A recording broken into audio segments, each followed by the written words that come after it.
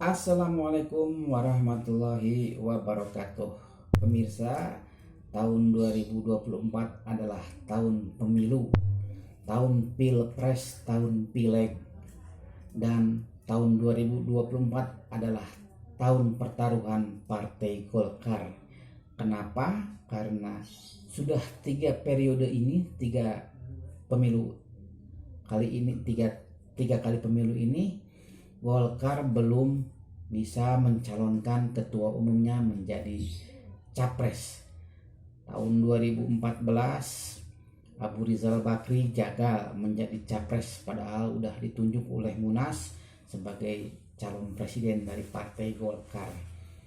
Tahun 2019 Erlangga Hartarto gagal juga untuk menjadi capres Partai Golkar meski sudah diusung oleh Munas sebagai calon presiden tahun 2019.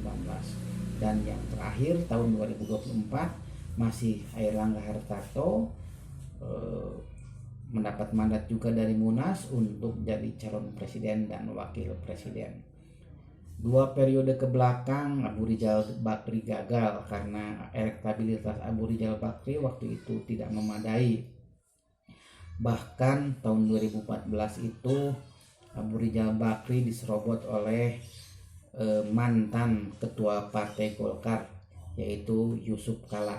Waktu itu Yusuf Kala juga mantan wakil presidennya SBY. Tahun 2014 Yusuf Kala jadi cawapresnya Jokowi. Waktu itu Jokowi sedang mencari partner, kemudian langsung diserobot oleh Yusuf Kala yang waktu itu memiliki kapasitas bukan sebagai wakil Golkar, tapi dia memiliki kapasitas sebagai pemilik modal gitu, pemilik modal untuk biaya kampanyenya Jokowi. Dan waktu itu Jokowi tahun 2014 itu adalah tahun Jokowi sedang naik daun ya pemirsa. Kemudian tahun 2019 waktu itu hanya ada dua kubu yaitu Prabowo lawan Jokowi, sementara Golkar yang memiliki suara yang signifikan waktu itu ya nomor 2 suaranya, tetapi tidak bisa mencalonkan presiden karena Erlangga Hartarto waktu itu juga elektabilitasnya sangat rendah dan negosiasi antara Golkar dengan partai lain sepertinya tidak menghendaki Golkar untuk menjadi cawapresnya waktu itu. Bahkan Prabowo malah memilih untuk bergabung dengan Sandiaga Uno.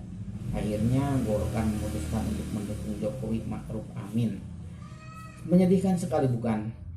Partai besar tapi tidak bisa mencalonkan calon presidennya. Sekarang tahun 2024 pun kejadiannya sepertinya akan terjadi karena meskipun sudah membentuk koalisi besar tapi Golkar dikhianati oleh P3 yang sudah keburu merapat ke PDI Perjuangan. Tinggal Golkar dan PAN. Sebenarnya masih bisa bergabung Golkar dengan PAN karena sudah memenuhi ambang batas parlemen.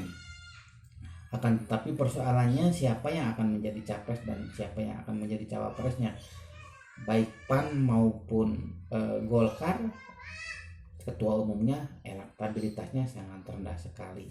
Jadi kalaupun nanti Golkar memaksakan untuk bergabung dengan PAN jadi satu kutub koalisi, tapi kemungkinan besar untuk menangnya sangat tipis sekali. Jadi sekarang Golkar lagi kasakusuk mendekati koalisi perubahan, mendekati Demokrat, melobi Demokrat untuk bergabung agar Golkar dan Demokrat bisa berkoalisi sehingga AHY dan Erlangga bisa jadi satu kubu. Tetapi sepertinya pihak Demokrat menolak secara halus karena sudah memiliki koalisi perubahan. Kemudian berupaya bertemu dengan PKB dan Gerindra. Dengan PKB sepertinya melobi supaya Caimin bisa menjadi cawapresnya Golkar. Tapi Caimin kemungkinan besar tidak akan mau berkoalisi dengan Golkar karena sama-sama elektabilitasnya masih sangat rendah. Dan akhirnya Erlangga Hartarto sekarang sedang melobi Prabowo untuk dijadikan cawapresnya. Tetapi belakangan disindir oleh PKB bahwa PKB sudah menyetujui Prabowo sebagai capres dan wakil presidennya nanti diserahkan kepada Prabowo. Mudah-mudahan saja dari PKB katanya gitu. Jadi Golkar malah ditawarin sebagai ketua tim sukses. Erlangga Hartarto ditawari sebagai ketua tim sukses. Ini sangat menghina sekali partai Golkar ya pemirsa. Partai besar, partai nomor 2 pemenang pemilu, sampai saat ini belum bisa mencalonkan ketua umumnya sebagai capres. Jadi kalau sampai tahun 2024 ini Golkar tidak bisa mencapreskan lagi, berarti hat-trick untuk Golkar. Sebenarnya Golkar memiliki infrastruktur yang baik, memiliki teknokrat politik yang baik, tetapi sayang ketua umum partai Golkar tidak memiliki elektabilitas dan popularitas yang tinggi, sehingga partai Golkar diacukan oleh partai-partai lainnya. Tinggal melobi PDI Perjuangan, apakah PDI Perjuangan mau bergabung dengan Golkar dalam sebuah koalisi, atau Golkar bisa berkoalisi dengan PDI tapi hanya sebagai ketua tim sukses saja seperti kata Caimin. Jadi sangat menyedihkan sekali pemirsa, Golkar yang partai besar, memiliki infrastruktur yang baik, memiliki teknokrat politik yang baik, tetapi tidak bisa mencalonkan ketua umumnya selama 3 periode menjadi calon presiden. Sungguh luar biasa. Saya Handi Dahlan, Assalamualaikum warahmatullahi wabarakatuh.